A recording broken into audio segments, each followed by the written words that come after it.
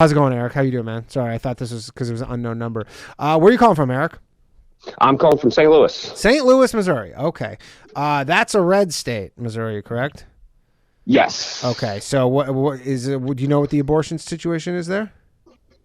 No, I don't. I got two kids. Abortion wasn't really relevant to me. Oh, okay.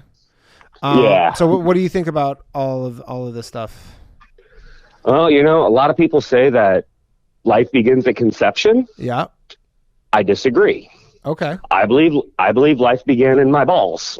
So you think every time you bust a nut and throw out that Kleenex, that's just you're committing a fucking genocide, basically? As dark as it can be, yeah. How do you reconcile that in your life? Are you just like a no-fap guy where you only just bust one nut for just the purpose of reproduction and you potentially kill your partner just with the pressure that's been building up? Well, if the pressure builds up, I'm going to bust a nut in my sleep, and I had nothing to do about that. Oh, so as long as you didn't do that, then you're fine. For the most part, I stick with my life. Yeah. I just think I hope for the most part. What I think is the most fucked up thing about the whole situation, though, yeah, is that the mother can just decide to have an abortion. Yeah. If the man wants to keep that child, shouldn't he be allowed to raise it?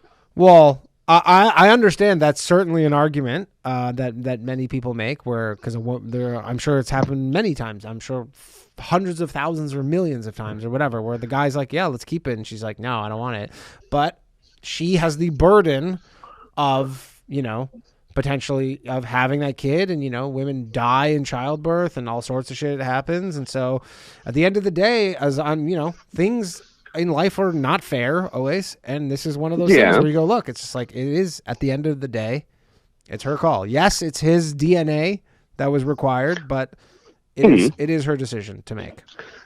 But see, the fucked up thing is that if you put the shoe on the other foot, if the mom wants to keep the baby but the father doesn't, the father's still required to pay for 18 years. Yes, I'm very well aware. Yeah, it is. Yeah. It is one of those things where you go. I mean, I like to say this, but when people talk about fairness is a concept. It's not a thing that's real, right? Like it is one of the foundational concepts that our country exists on. Absolutely, and you try. It's a good like North Star. It's something good to aim for, but it's not. It's not like we don't live in a utopia. So everybody's people, and these are kind of laws of nature. But I do know what you're saying. Yeah, like absolutely. If someone was saying it earlier, where the guy should be saying, "Look, I don't want the kid," within 30 days, and if the woman says, "Well, I want to keep the kid," then he's off the hook for child support, which seems reasonable. I don't believe. I agree with child support to a certain degree. Yeah, but in the sake of that fairness, I don't see why if a man can be inconvenienced for 18 years, why can't a woman be inconvenienced for 9 months? True. I guess it's a different type of inconvenience. I guess that's it comes back to financial. It comes back to like a financial versus a bodily autonomy thing. It would really be great though because we always kind of. Isn't financial autonomy? We have to work for our money, so financial autonomy is body autonomy. Sure, and yes, and men might do dangerous jobs in order to get the money to support the child. So I totally understand. We make it's at least 90% of work-related deaths are men. Yeah, if not more. So I agree with you. Yeah, it's one of those things where everybody wants to kind of chop this up into this super.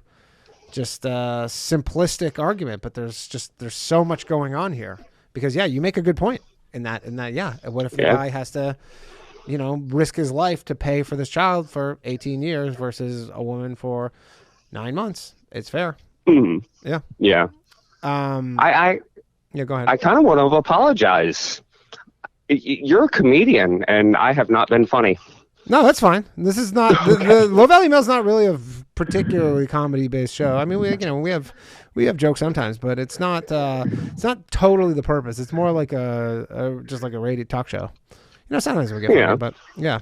But cool. All right, I appreciate you calling in. Thank you very much.